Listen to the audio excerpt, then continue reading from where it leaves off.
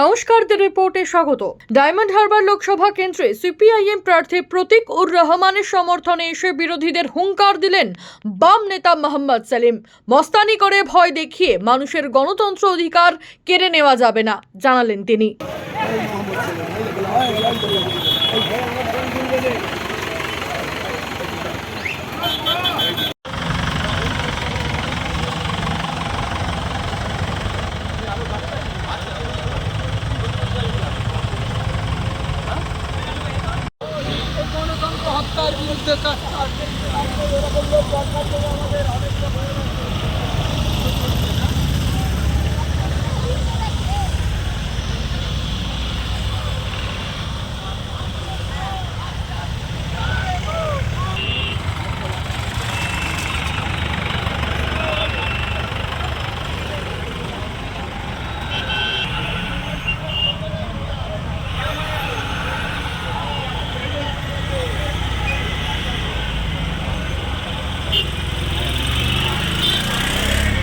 উল্লেখ্য, 2024 লোকসভা নির্বাচনে মোহাম্মদ সেলিম নামটা যে বর্তমানে সিপিএম নেতা নেত্রী বা কর্মী সমর্থকদের বাড়তি অক্সিজেন যোগায় তার নতুন করে বলার অপেক্ষা রাখে না।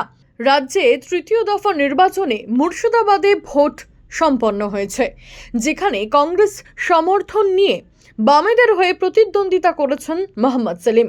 সেখানেই থেমে থাকা নয়, ভোট শেষ হতেই বাকি কেন্দ্রগুলিতে প্রার্থীদের হয়ে প্রচারে সামিল হতে দেখা যাচ্ছে তাকে। এদিন যেমন ডায়মন্ড হারবার লোকসভা কেন্দ্রের সিপিআইএম প্রার্থী প্রতীক উর রহমানের সমর্থনে প্রচারে অংশগ্রহণ করলেন মোহাম্মদ সেলিম। পরনে সাদা পাঞ্জাবি, মাথায় সাদা টুপি, গরমকে উপেক্ষা করে হুট খোলা গাড়িতে করে প্রার্থীকে সঙ্গে নিয়ে প্রচারে ঝড় তুললেন মোহাম্মদ সেলিম। ডায়মন্ড হারবার লোকসভা কেন্দ্রের বজবজের বিড়লাপুর ক্যালসিয়াম মোড় থেকে একটি রোড শোয়ের আয়োজন করে সিপিএম। উপস্থিত ছিলেন শ্রমিক লাহিড়ী সহ কংগ্রেস নেতা সৌম্য আইচ রায়। কর্মী সমর্থকদের পাশাপাশি এই রোড শোকে কেন্দ্র করে সাধারণ মানুষের উৎসাহ ছিল চোখে পড়ার মতো।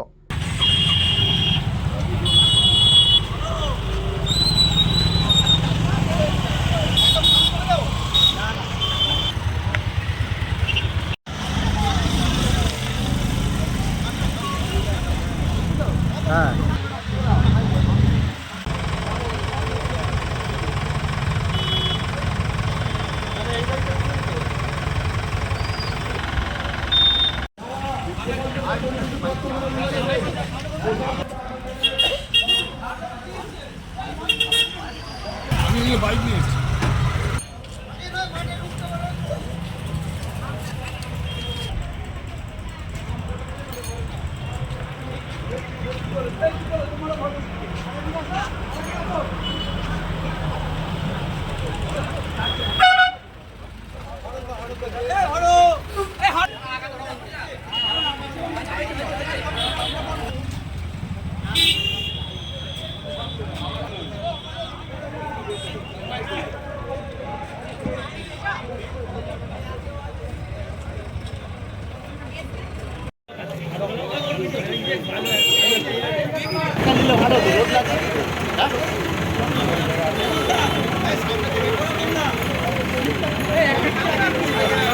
প্রচার চলাকালীন সাংবাদিকদের মুখোমুখি হয়ে কি জানালেন বাম নেতা মোহাম্মদ সেলিম, শুনবো।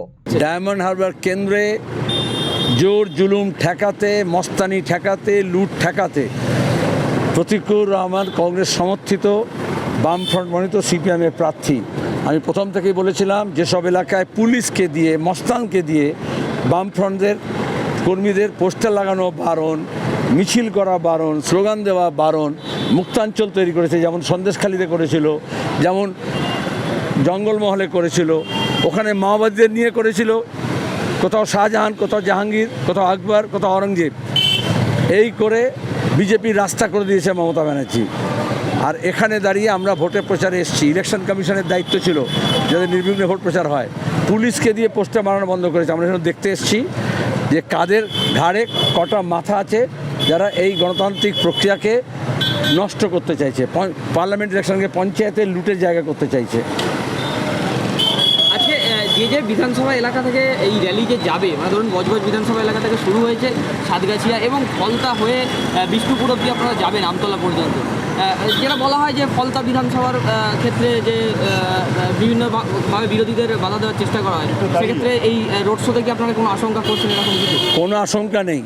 মানুষের কাছে আবেদন করতে এসেছি, শান্তির জন্য ভোট দিক, শান্তিতে ভোট দিক, সব শঙ্কা দূর হোক। যার ভয়ে তুমি ভীত, সে ভীরু তোমার চেয়ে। একবার ঘাড়ে শুধু হাত পড়তে হবে।